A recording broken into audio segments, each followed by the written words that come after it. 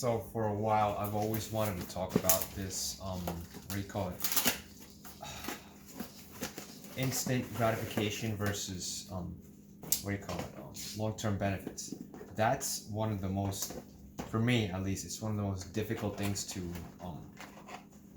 try to learn and to put into my life, to apply into my life, or it was at least. It was really difficult. Now, I'll tell you the truth, and I'm not gonna BS you.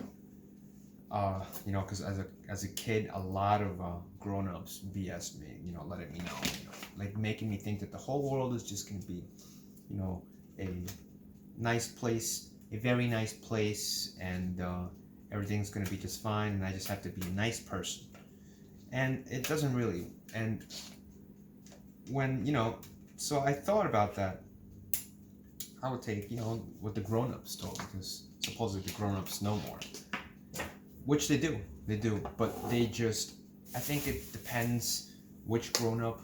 Most grown-ups don't want to tell kids, or they don't want to be honest with kids, because they're maybe afraid that the kids they'll get let down if they get disappointed. But it's better that the kid gets disappointed at a young age, or at a teen age, rather than being an adult themselves, and then they get disappointed in reality, and they have a big loss, because they've been conditioned by grown-ups or society to letting them know that if you do this, everything's gonna be fine, and it's not gonna be like that. That's how it was for me in my life, in my younger years. I was, oh my God, the amount of cow. Oh, Jesus. So, I obviously learned myself the hard way, obviously. And I realized that when it comes to instant gratification, I'm going to chop this up, by the way. I'm going to divide this. It's really cheap at Walmart. Oh, yeah, baby. When it comes to instant gratification versus long-term success, long-term benefits, I've learned, for me, the best one that has been working so far is obviously wait it out, long-term benefits, long-term success. Because instant gratification is something you get right now. I want it now because my parents said this, or because my teacher said this, or my college professor said this, or I want it now because I know I can get it now. And it feels amazing. It feels great for now. Tomorrow, it's something else. Tomorrow, it's another thing. Tomorrow, it's first you got a bike. Now tomorrow, next couple of years, it's a car, and then it's a house. But then what are you trying to accomplish? What are you trying to fill? What's the hole you're trying to fill? You know what I'm saying? That's what I learned growing up on my own, because I learned that instant gratification sucks. It sucks. Listen to me. Instant gratification sucks, and it's something very dangerous, because it can destroy your life and those around you. Because instant gratification, it's something you get now. You get that syringe in there, and you pump that full of instant gratification, and it feels amazing. And then after a little bit, it's gone. And what's next? You want it again, and you get it. Oh man, it feels amazing. You got the bicycle you didn't deserve. You got the car you didn't deserve. You got the computer you didn't deserve. Oh man, it feels amazing. Yeah, and then what's next? What's gonna be after that? And what's gonna be after that? And what's gonna be after that? Let me tell you something. You see this watch?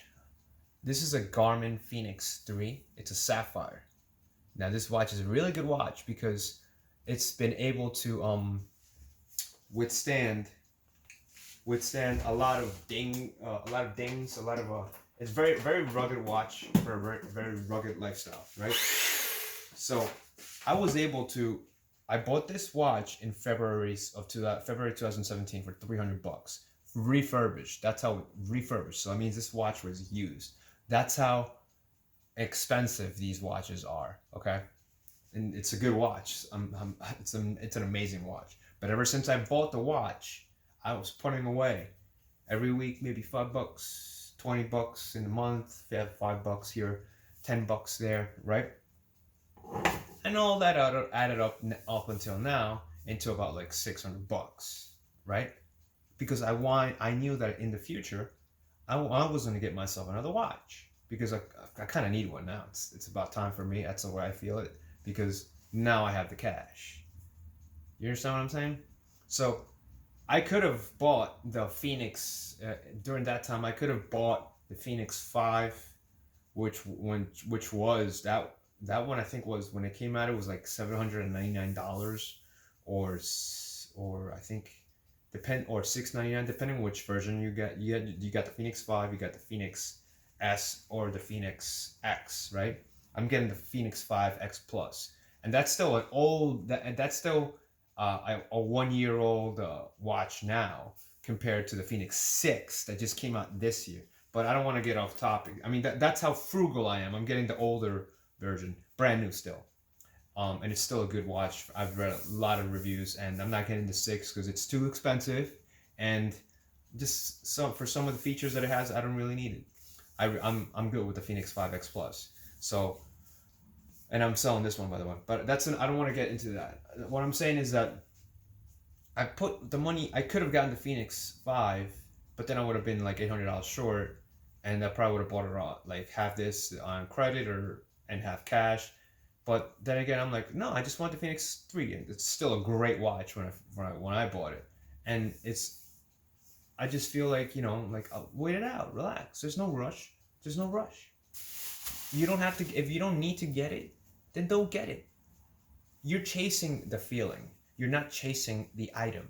The item will be obsolete, especially if it's a tech thing. If it will suck in 5 years or 3 years. The item will suck in 2 years now, or 1 year, if it's a phone. I have a Note 9, and I'm still good with the Note 9. You know what I'm saying? Does it suck? I think it's great, but considered by today's standards, now the Note 10 is out. Now the Note 9 is probably like freaking $400 less, or forgotten about. I think it's a great time to buy the Note 9 now if you're upgrading from a Note 4 or Note 5, or yeah. So that's just, so basically, instant gratification obviously sucks, because you're not appreciating. You know what I'm saying? If you buy it with your own money, and you could have spent that money on something else, that actually matters, on something that's actually important, something that's actually going to help you, not drain you, help you, not drain you. You know very well. You know very well deep down inside, you probably should have not have spent that money. You know very well. I don't have to tell you that, but you will do it anyways, because you have no self-control. I have no self-control sometimes, but I don't act on that self-control, because that's where I put the brakes. When I feel like, man, I should get this, I should get that, be beautiful, right? But no, I put the brakes and I think about it. Hey, why don't I just save my money? Why don't I just, if I want this, why don't I just, the time is gonna pass anyways, right? Time's gonna pass, and plus I gain the experience. I gain more experience of self-control. I gain more experience of relax. I gain more experience of learning how to save, learning how to invest. So what I do, if I want something, I also want a new guitar, but I'm not gonna buy a new guitar yet. Open a savings account, open an investment account, put in your $10, put in your $20, keep building that. And by the time you get to the price of whatever it is that you want to buy, you probably might not even want to buy it anymore, because there's something else better out there. Wow.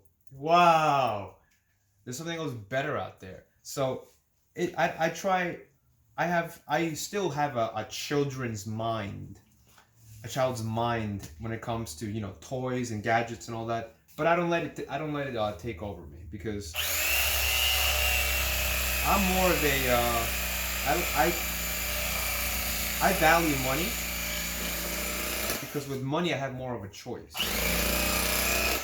With a $2,000 guitar, I don't have that much of a choice. It's fun, it's great, I love it. It'll be, I'll play with it, but I don't have much of a choice after that. I'm $2,000 short. I'm $1,700 short. Look at this, nice cut. You know what I'm saying? So with money, you have choices. When you're down, $2,000, or when you're down $1,500 or $1,700, you're out. You're done. You're stuck with the item now unless you want to return it, which is another process that I don't want to go through. So for me, in the end, long-term benefit always pays off, and I'm living the fruits of it right now. You know, I'm living off those choices that I've made in the past. Right now, I made the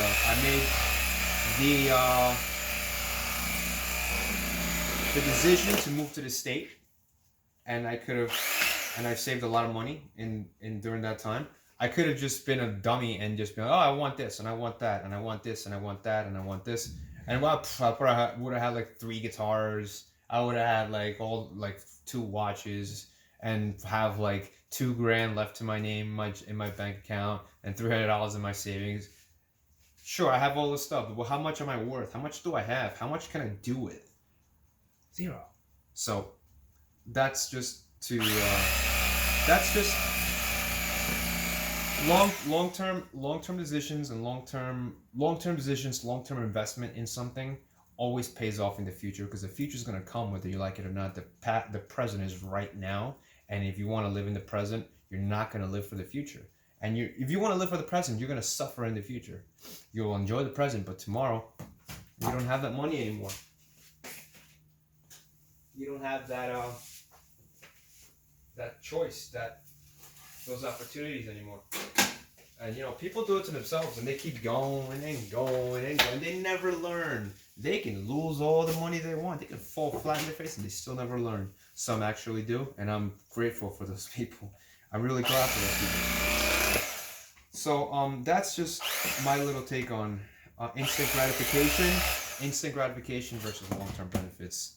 I would recommend having a plan and executing it, and you can just experiment whatever. Like, open a savings account, open up an investment account, save for whatever it is that you want to buy. I want a new freaking I want a new pair of Yeezys. How much are they? Like 800 or 600, something like that. $400. Open a savings account. Give yourself some time. Give yourself 6 months. Put away $20. You make the rules of how much you want to put away. You're the boss, right?